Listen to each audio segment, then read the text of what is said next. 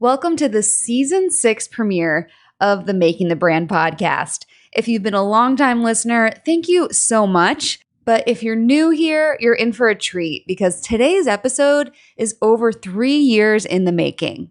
I'm chatting with the person who I consider my BSB BFF. Danielle is a fellow Backstreet Boys fangirl, and that's the foundation for our friendship. Danielle and I met online in 2019, and quite frankly, is the reason this podcast exists. In fact, the first time I was ever on a podcast was thanks to Danielle after she invited me on her show. A little backstory. So in 2019, I had recently left my corporate job and was trying to find my way as a marketer, but also as someone who loves pop culture.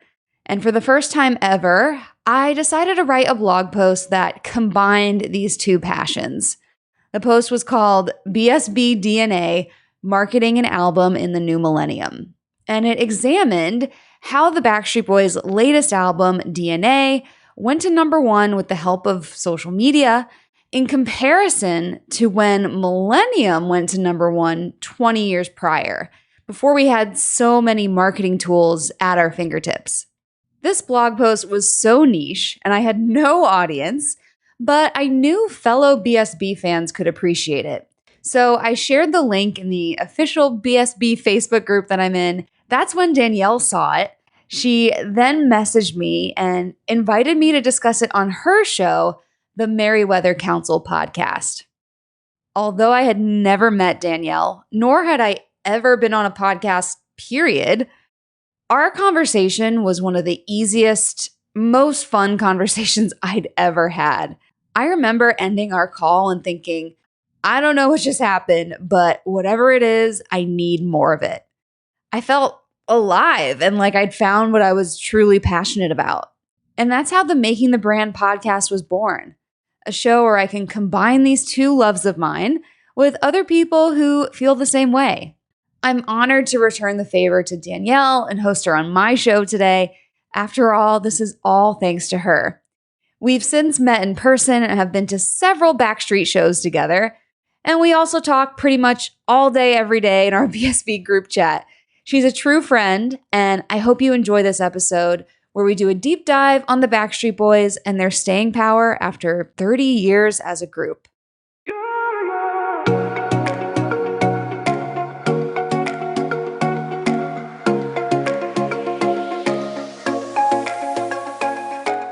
Welcome to Making the Brand, the podcast where marketing and pop culture collide. I'm your host, Brianne Fleming. I can't wait to chat about brands, boy bands, and everything in between. Because brands who have a pulse on pop culture can create adoring fans of their own. I have wanted to bring Danielle on because she is the reason I even got into podcasting. But it's like, where do we even begin? We have so much to say about our favorite topic. That's true.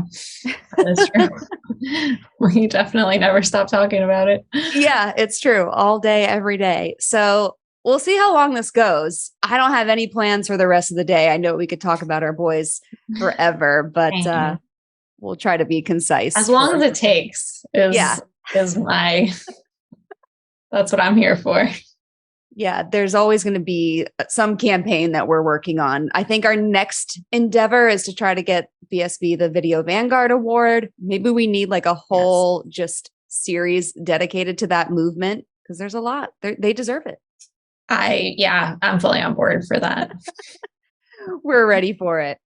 Yes. So as I mentioned, I would not have this show if it weren't for you. Like you really helped confirm that I was on the right path with like this weird kind of geeky obsession of both marketing and the Backstreet Boys and pop culture. So I know I've said it before here and there, but I wanted to formally thank you because I've had a blast just hosting this and really feeling like I could be my authentic self. And you were one of the first people to notice that and to appreciate it. So I appreciate you for doing that. Wow, you are so welcome. I love it. I think it's a great intersection of topics. So yeah, I'm happy to have played a small part in it becoming, part of the world.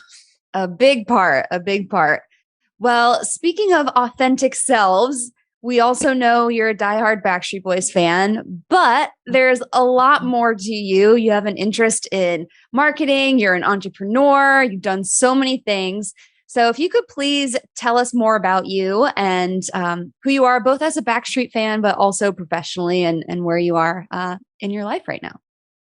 Sure. So most importantly, diehard Backstreet Boy fan Yeah.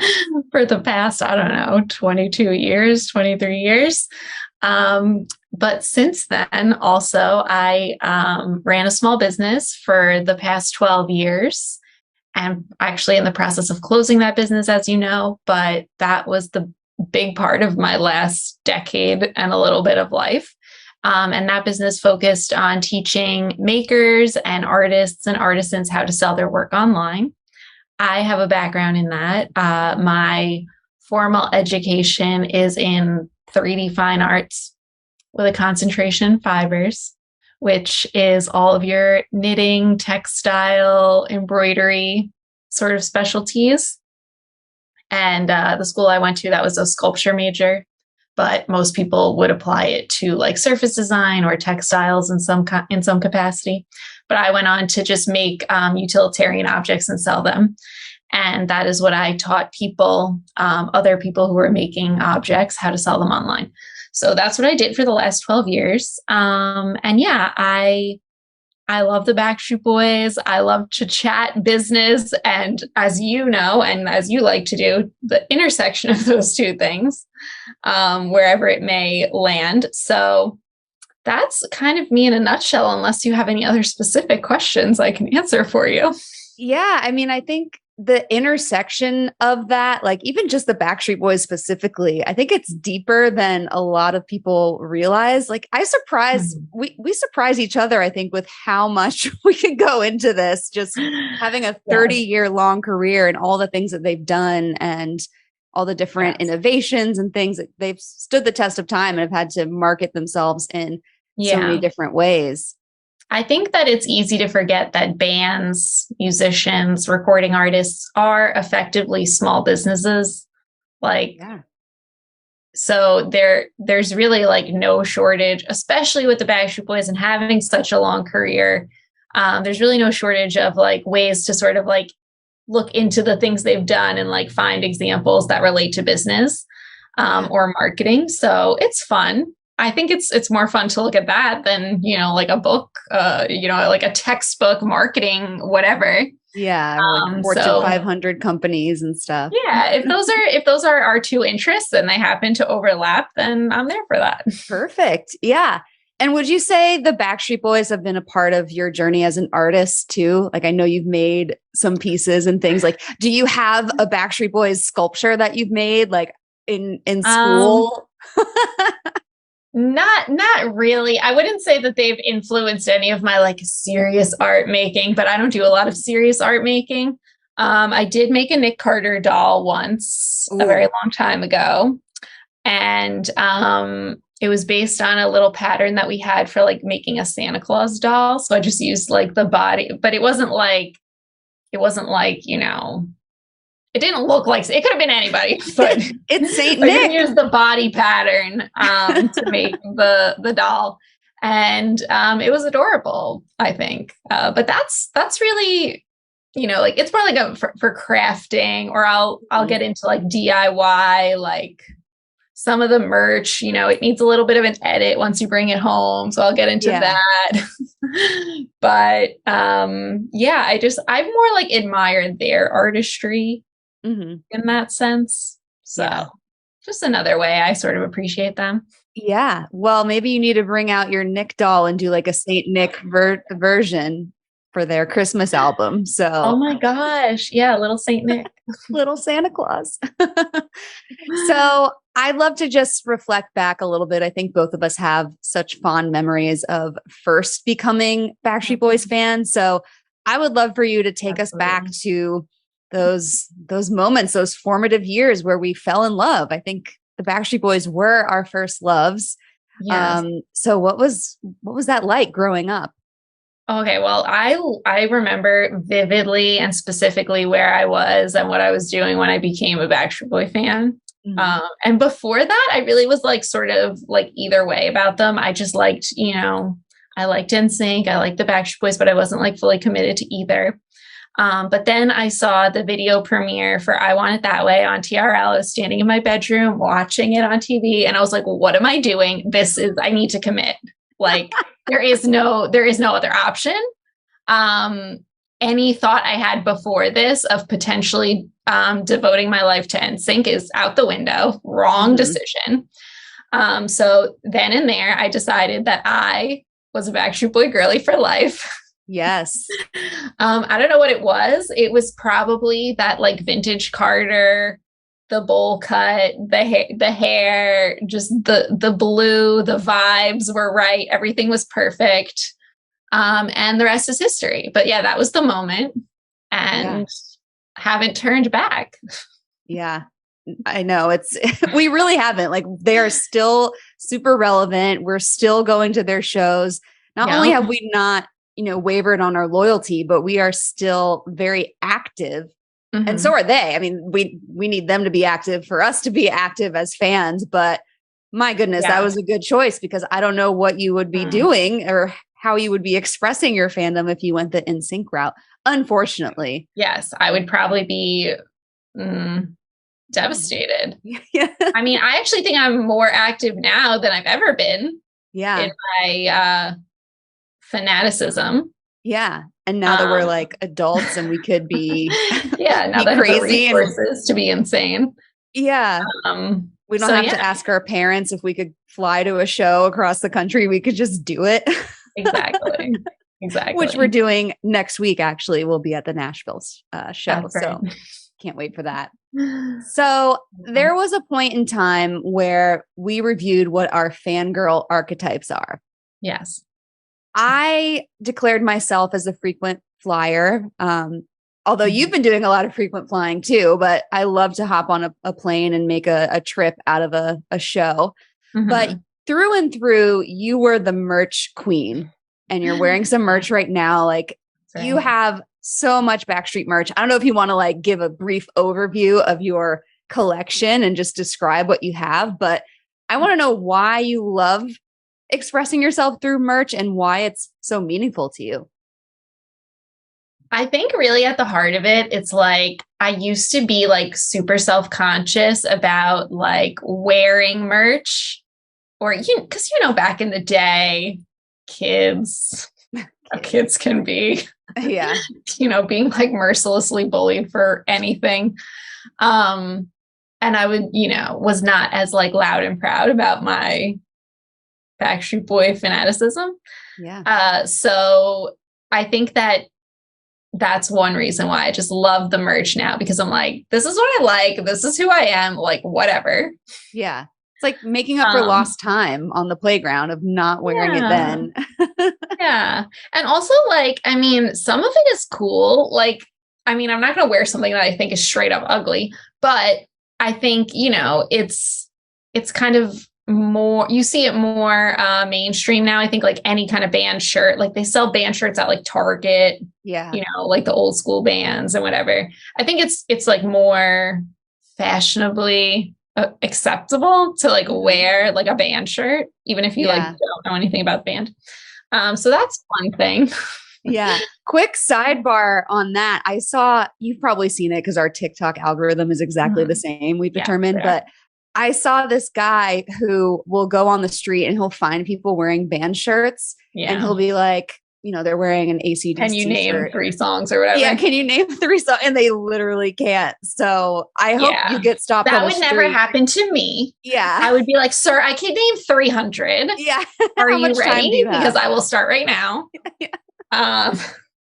Although I do think that is like sort of obnoxious to like just like be like bothering people about like what are they wearing. It is, but I would be able to answer the question. So you're prepared. No issue there. But yeah, I love to like buy the merch. I don't know. I just feel like it kind of like connects to the event. It's also like sort of, a memento or a way of like documenting like I was there. Like I was obsessed with getting the DNA tour jacket Like I just decided like I need that. Yeah. And the next show I went to was going to be my 10th show. So it was like, it's an heirloom now. I don't even have a choice. I need to have it. And it's going to be an heirloom for my child. Yes. And they're going to wear it to school like 25 years from now and be like, yeah, my mom saw this tour 10 times. And your child will be able to name 300 Backstreet Boys songs. Oh, absolutely. Yeah. Raise them correctly. Yeah. So it just kind of shifted into like, these are heirlooms, mementos of my past. Yeah. Would you say that the majority of the merch that you own is from the shows? Like you don't do a lot of online shopping, like you proactively seek it out to get it from a show? Because you could have gotten the jacket online, right? I mean, well, long story, but no, because it used to be there. And then by the time I decided I needed it, it wasn't anymore. But I think that unfortunately, I do need to look online because the merch at the shows is limited and also not only is not good. Yeah. So there's like some unofficial merch that I've also purchased. But I like to buy it at the show because I feel like that's like a different, it's like a different experience. Like it's part of the experience. Yeah. Then it just becomes a quest to get the merch. Yeah. I feel like it's like an elevated merch to buy it at the show. Yeah. Yeah. You could think of it fondly. It's like part of the fun of going. And it's not just Backstreet merch that you do this for. I know with John Mayer and stuff, like you're a concert tee kind of girl. Yes, I do. I love to have the concert tee and like the one, with the dates on the back. Yeah. And I know for sure I used to have some like back in the day, like I saw Millennium and I saw Black and Blue. But I feel like those have just been lost to time. So I've gone back to like eBay and like refound shirts and stuff. And I love to do that kind of thing too, like the vintage merch scoping. So yeah, you found some gems.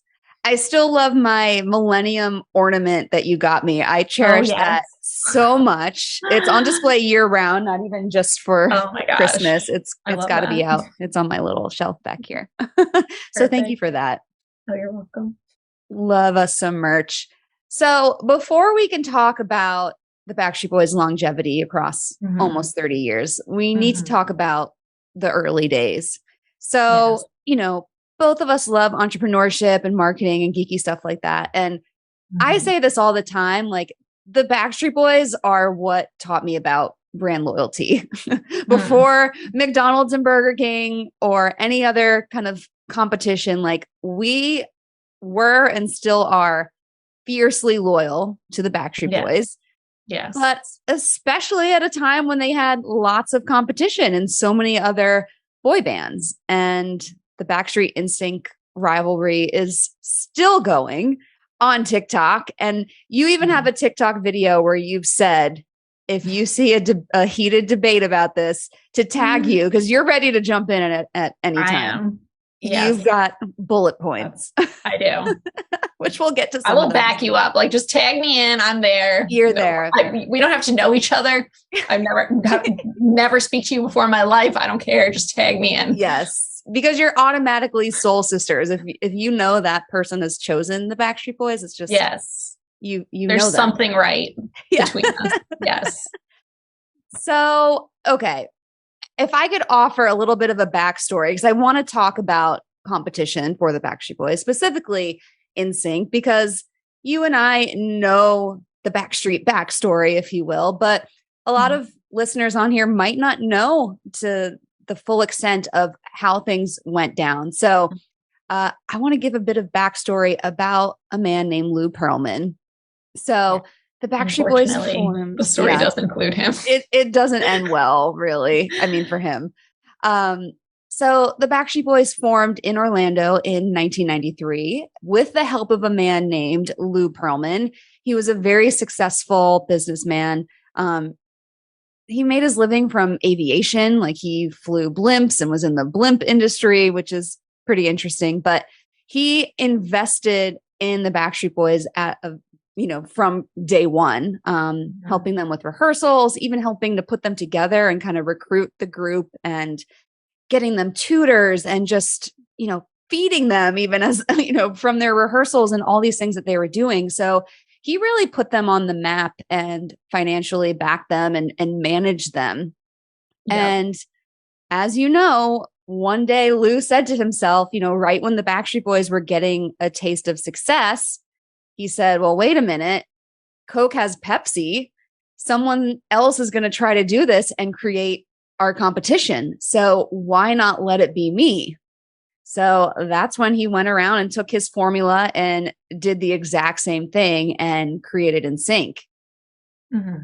So I think it's brilliant to create your own ripoff brand, because if there's, 5 things on the shelf and you own 4 of them, like a high end and a low end, even if people pick the low end, you're still winning. Mm-hmm. Yeah. So I do think that he kind of was brilliant in that way, although it does seem moderately diabolical because it's not products that we're talking about, it's humans. But yeah, I always love to say this, like when we talk about Backstreet's Back, that is literally what Lou Pearlman stabbed when he made NSYNC. He stabbed them in the back. Yeah. And it was an ugly ending where he was cheating them out of money and he was in all these Ponzi schemes, and they ultimately had to sue him and get out of that relationship, and he went to jail and ultimately died in jail. But yeah, so I'm a little biased, but I think just on purely this basis of how NSYNC was created kind of as a direct competition to the Backstreet Boys, like I feel like for that reason alone, more people should be Backstreet fans because of how this came about. I really agree, because so I was reviewing, like I know the story, but I kind of like did a little review of it this morning to be prepared. And I saw something that I saw something that I had not seen before, which was that apparently in his he had the blimps, but he also had aircraft that he would rent out. And he, I guess, chartered one of his aircrafts to New Kids on the Block. And he was like, how do these kids have enough money to rent this airplane? And he was just found out and then was like, oh my gosh, I could do that. So it started about money. I mean, obviously as a business person, that's what it is, but it was all about money.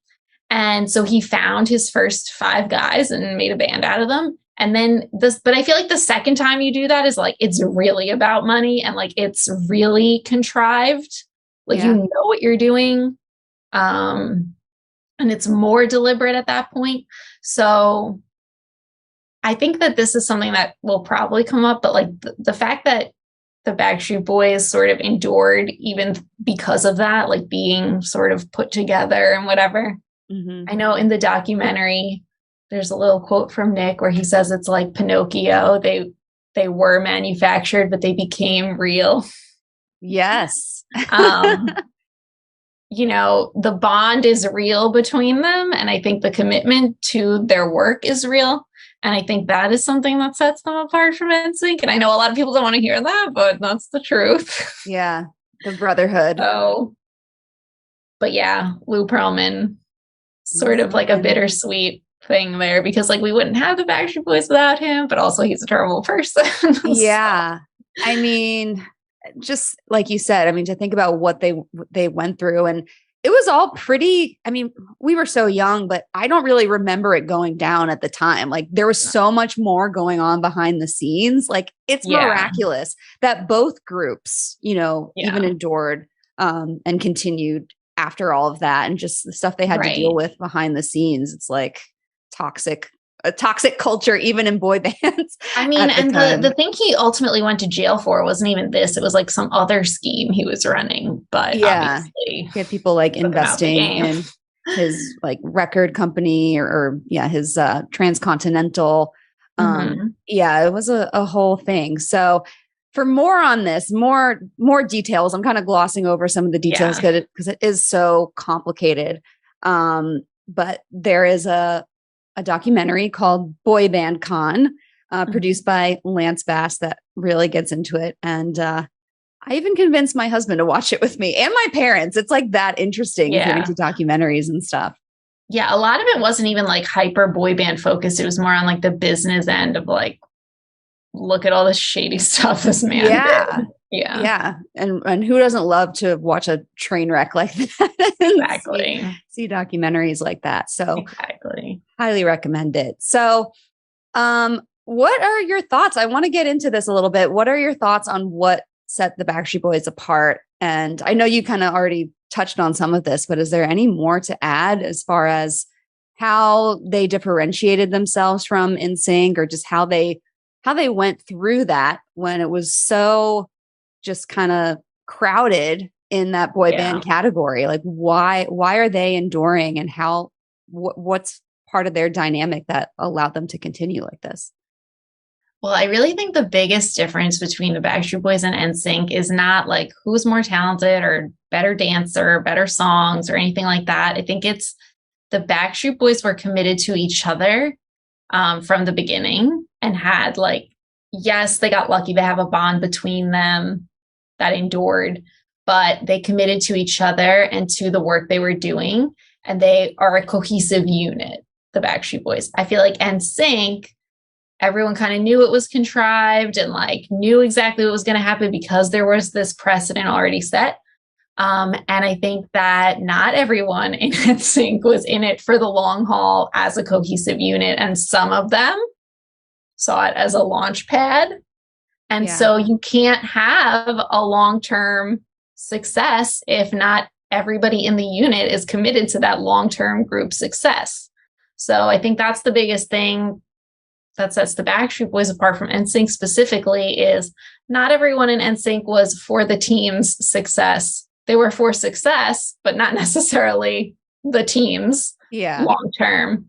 So I think the Backstreet Boys, even when they do side projects or like solo little things, they're still like, it's for the Backstreet Boys first. Whereas some of the other people in the other bands are sort of like self first. Yeah.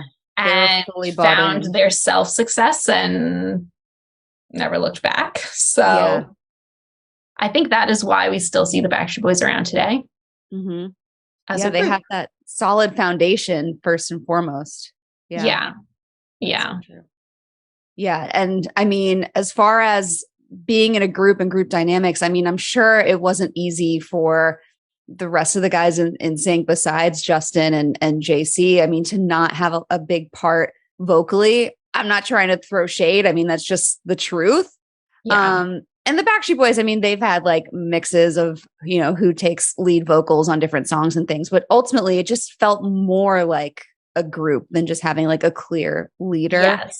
And I can imagine behind the scenes, it's not fun. I mean, I think everyone always looked at NSYNC as like Justin Timberlake and the rest. And maybe like very early on, I think like a Nick and Brian thing might have emerged in the Backstreet Boys. Like, oh, it's Nick and Brian and they're like the main guys. But I don't think that lasted long enough for it to be like the legacy. Whereas I really think the legacy of NSYNC is Justin Timberlake. Which is sad, but I really can't think of anything else. Like, I don't know. That's when I think of NSYNC, I think of Justin Timberlake. And you know, not to latch on to the Nick and Brian thing, but you and I have had some discussions lately that AJ was right there with them as far as how many verses he had. And we were going through and trying to think of like iconic AJ lines. And it's like, oh my God, we're back again. AJ. Yes. The larger than life scream. I mean, this could be a whole episode in itself, but yeah. I definitely think that it was more balanced in the Backstreet Boys. Not balanced, but more balanced than it was for NSYNC. Yeah. And I think Howie's role was really pivotal because in the early days, I mean, he was being groomed to be the lead singer, and one thing led to another, and Howie ended up taking a step back. And I think gosh, I think that takes such maturity, especially at that age, to be willing to take a step back and, not to be bitter about it. And I think that's another thing, like committed to what the group needs or what is best for the success of the group, and not like, oh, less Howie means the Backstreet Boys are more successful, but like he knew, like everyone kind of had their role, and those roles were more balanced, because I think everyone had their role in NSYNC as well, but they weren't balanced. Yeah. And they, people weren't, the roles weren't jiving together, no pun intended. But see what you did there. Yeah. And I think first and foremost, I mean, the Backstreet Boys will tell you that they are a vocal harmony group, and it truly takes all 5 voices. Yeah. And they lead with the music first. And there's always that debate, NSYNC was better dancers and they were a little bit perhaps livelier on stage, which come to a Backstreet Boys show, will convert you. Right. Okay, sure. But whatever you need to sleep at night. Yeah. So, but for the Backstreet Boys, I mean, it truly was about the music first. And I think that's really powerful. And it's still about the music to this day. Yeah, I feel like NSYNC, like they all wanted to be stars, or like they wanted to like do whatever they had to do to be famous. Yeah. And the Backstreet Boys were like, we want to do whatever we have to do. I feel like NSYNC people are going to hear this and be like, of course you would say that. Yeah, I know. But like the Backstreet Boys were like, if we can reach success doing these specific things, that's great. Yeah. I don't know. I feel like it's different. I want to, on that note, show some love to your fave, Nick, because also, I mean, twist my arm. Also, what I don't think a lot of people know, I mean, diehard fans know this, but at the time in 93, or maybe even earlier in 92, Nick got an offer to be on the Mickey Mouse Club for $50,000 at 12 years old. And he turned that down to go be in the group. And he said, I want to do the group thing. And $50,000 to a preteen kid, and also his family that seems like they were kind of struggling, perhaps financially, not, the most solid foundation. Like, I think that set the tone, perhaps, for the whole group. Yeah. Yeah, I think that is so interesting. Like, how could he have known, or like, I don't know. Yeah. Thank goodness, because obviously, but yeah, it's like there was something there. He must have felt like, this is special. Yeah. And I would argue that like being in a standalone group like that probably seems more significant in terms of like a career. Yeah. Than being on the Mickey Mouse Club, which is significant, but is definitely not like for the life of your career. Yeah. It has a lifespan. But I still would have thought, like, if I were him, I probably would have wanted to put like, I'm young, I'm trying to forge my own path and make a name for me individually right now. I want to make it big. Like, I don't know if I would have done the same thing. I'm like, I'm being noticed by the Mickey Mouse Club. Like, I can start making a name for myself individually. Why would I at this early age, like, opt for a group thing? Just so smart. Yeah. The zone of genius strikes again. He really is a genius though. Yeah.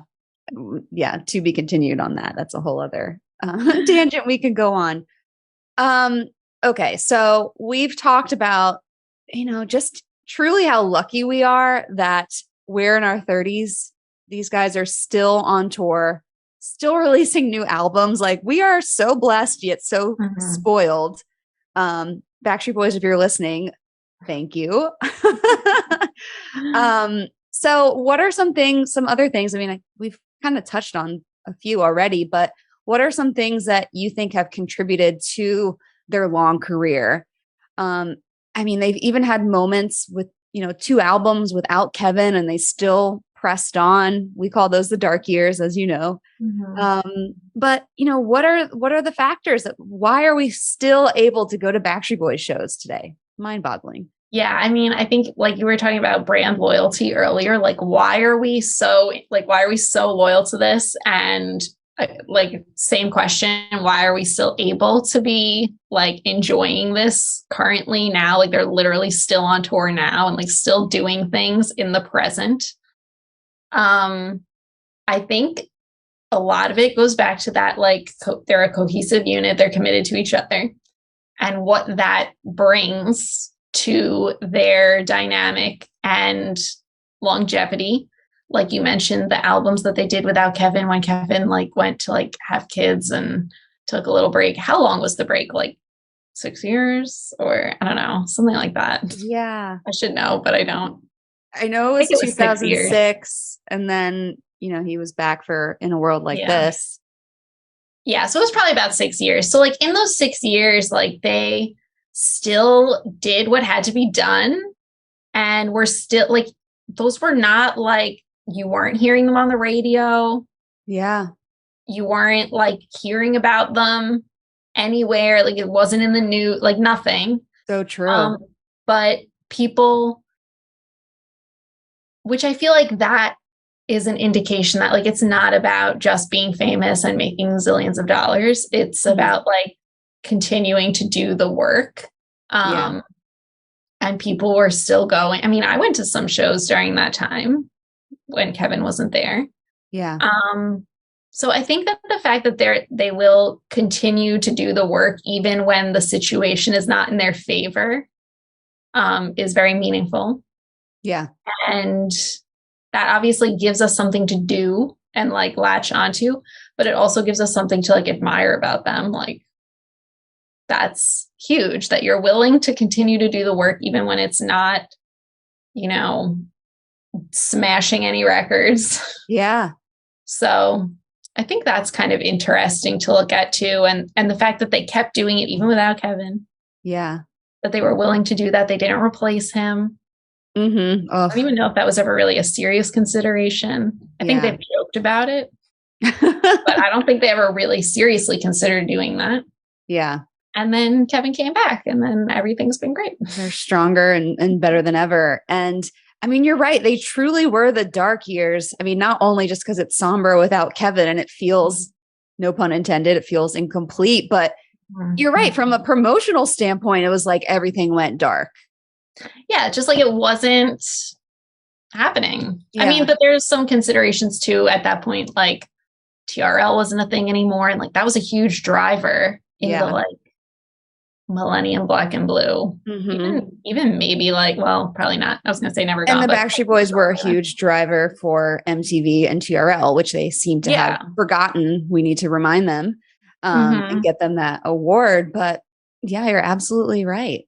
Yeah. I think the surrounding factors have to be considered. MTV wasn't what it was, and TRL didn't exist anymore. And probably some changes with radio and like the shift away from like actually buying CDs and like just downloading stuff. And then, Apple or whatever, iTunes, whatever it used to be called. So like there was definitely a shift in the industry as well, but they stuck it out, which I feel like matters.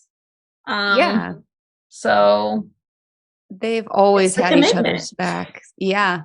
They've always had each other's backs. I mean, not to kind of go down this more, again, somber, dark years kind of comment, but even when AJ went to rehab, like they were distraught. And they, I think about that TRL interview and how they're all pretty much crying. I know I want to hug them all. Well, I always want to hug them all, but especially in that moment. And, they could have kept pressing on. I mean, they did press on after he got out, but they could have like kept trying to sweep that under the rug or just, minimize the problem. But it's always that brotherhood first. You gotta love them. Yeah. I think that for me is like one of the reasons why I'm so attracted to like them as a group. It's like that brotherhood dynamic. And like, you've heard me say this before, but like compared to like 98 Degrees, so there's nothing there between them. Like you watch them, there's like no chemistry between them. And I'm like, that has to be why they just like never got as successful as like NSYNC or the Backstreet Boys. But I think the Backstreet Boys between them have so much chemistry. Yeah. And like you can tell they genuinely care about each other and what they're doing. So yeah. I mean, I love their like just behind the scenes antics of them just being themselves, going to play golf, or, you know, when Nick was blasting the music on his tour bus to like wake AJ up. Like, it's just so special. It really is adorable. So it's impossible not to love them, as we've discussed. It is. Yeah. So you've run your own business for a while. 12 years. You did such an amazing thing. I mean, I tell you all the time, but I feel like you really should look back on everything you've built with your business and be so proud of that you've stuck with something for 12 years and you built something amazing. You've also had a team that you've worked with over the years, and you've worked in groups before. And I always say this about the Backstreet Boys. I mean, it's like a 30-year-long group project, which I probably could never survive. But that's essentially what they're doing. So from your experience and through your entrepreneurial lens, and maybe also as a Backstreet fan, what are the keys to, you know, working in groups? I mean, we've discussed why their group dynamic works. Maybe you have more to add on that, but what lessons can we learn from the Backstreet Boys when it comes to working with groups and working with other people? Well, I think commitment to the same end goal is huge. And you've probably heard them say this, that it was like their first marriage. Yes. Like Backstreet Boys is like a first marriage. And I think a lot of the same principles probably apply. Some of the best marriage advice that we like, my husband and I, is that it's us versus the problem, not us versus each other. Yes. And I think that is like really interesting to think about. Like you have to both or all in this case be committed to the same end goal. Yeah. Otherwise it's not going to work, which we spoke about earlier. And you have to be willing to be like courteous and like yield to each other sometimes, but also to collaborate, and creatively, like, you know, come together. And I think that they do that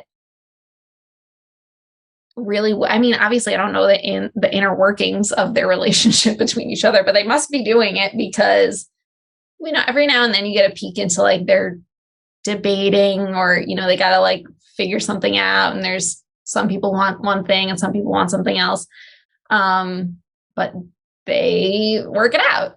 Like, and it's very similar to marriage in that way, right? Like you have to compromise but still be like collaborative to get to that same end goal. But I think that is like the underlying big thing, is that they have commitment to the same goal in the end. Yeah. Otherwise, there would be more fragmentation, and we would see that. Yeah. And they would have to put on more of an act to be a cohesive unit. Yeah. And they're not good actors. I'm happy to say that. I don't care. They're not good actors. Yeah. So I don't think that they would be able to pull that off. Yeah. So it has to be genuine. Yeah. And I would even say it's probably maybe even harder than a marriage. I mean, there's more people involved. Yes. There's millions of dollars involved.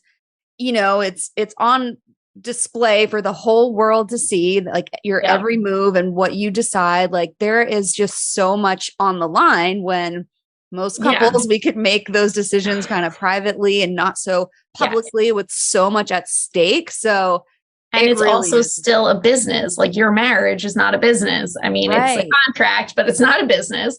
Yeah. And so they're sort of like have to have this interpersonal commitment to each other, like in a marriage, but also they have to be like business partners, which is completely different. Like when I'm doing business, I'm acting a different way than I am as in a marriage. So some of it is definitely harder. Like it's just, there's more layers to it, and more people obviously really add something. So Yeah. But in the end, it's on, both types of relationships. I mean, it's all about compromise, and you might not get your way every single time, but it's for, the better of the marriage or the better of the group. Yeah. Yeah. And I think I've definitely probably heard them say this too, because this sounds familiar, but like, even because all of them are actually married, it's almost like 10 people involved, because you have to kind of consider your actual marriage. So there's a lot going on. And I think there's definitely like complications that come from that. And I think it's incredible that any 10 people, any 5 people could continue to work well together for that long under those conditions. Yeah. Well, shout out to the Backstreet wives who share their husbands with us so graciously, and also their kids, and just what a life. Yeah. They just let them travel the world and show up for us. I mean, you're right. It's about compromise and also sacrifice from so many different parties, and we're the ones who get to benefit. So we're so lucky. I know. It really just, like, if you really think about it, it's like a miracle that they still exist, or that any band, any group. But there's so many groups in history that they're not the same 5 people who started the group. Yeah. There have been bands like we replaced our drummer or singer, like Fleetwood Mac, like so many examples of, like, it's not the same 5 people. So you got to find the right 5 people to endure all of these various circumstances. Yeah. So we just kind of got lucky that they found each other the first time. Thanks, Lou, I guess. Yeah, right. What a love hate. Yeah. Well, I mean, on that note, I mean, I am so stoked for their 30-year next year. I mean, we don't know what's planned, but we're hoping there are big plans. And I think it's fair to say that, I mean, they're legends. They're legends already, even if they never tour again, knock on wood. I still think they're back and better than ever. And there's a lot more to come. But I mean, what would you say about their everlasting legacy? Not even just for us as fans, but how they're maybe even just perceived by the general public, like, in the stamp that they've made on pop culture, like, Backstreet Boys as a whole. Any thoughts on that?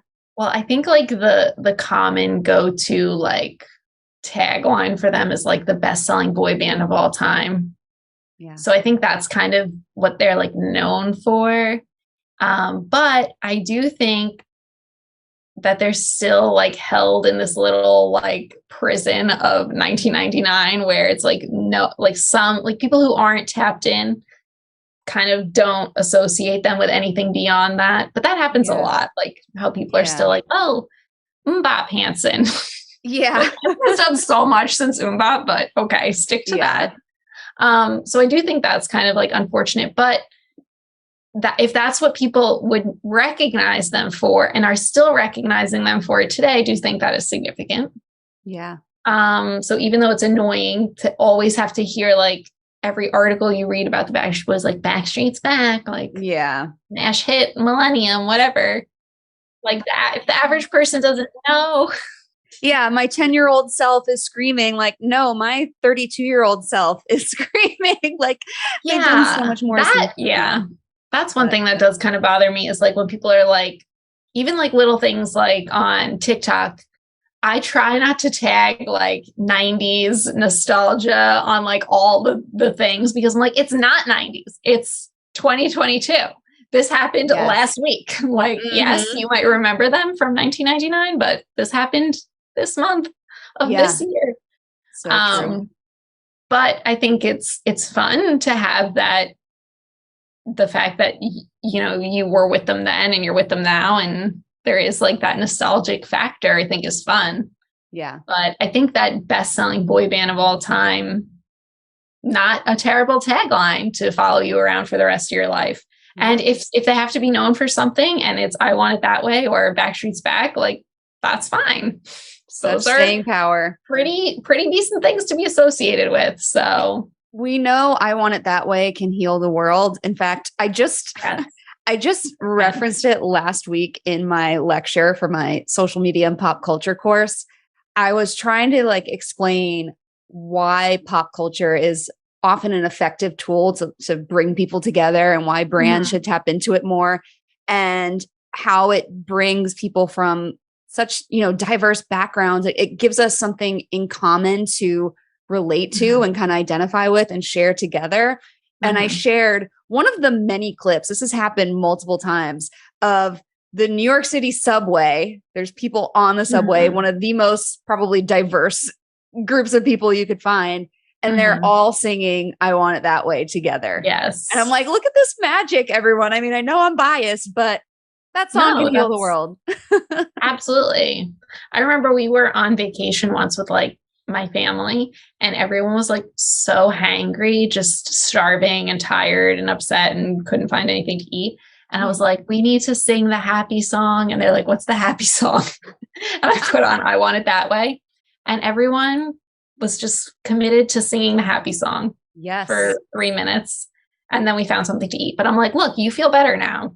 It worked.